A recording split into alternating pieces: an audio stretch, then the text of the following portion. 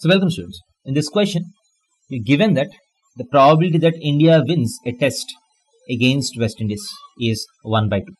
And this is independent of what happens in successive matches. So for any match, independently, the probability of winning is half. Now in a series, what is the probability that India's second win occurs in the third test? India's second win occurs in the third test. So how do we do this?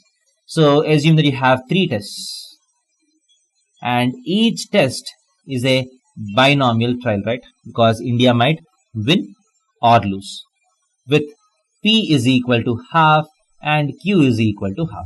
Probability of winning is half, so probability of losing is also half. Now this match is a binomial trial, this match is a binomial trial, this match is a binomial trial. Now according to the given question, India's second win has to occur in the third test. That means the third test should be won by India. There's no doubt about it.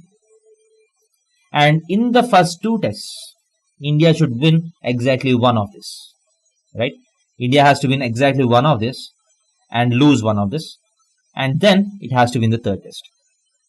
So if this has to happen, it has to win exactly one match out of these 2. And it has to win the third match.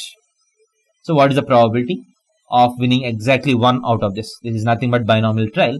So what is probability that x is equal to 1?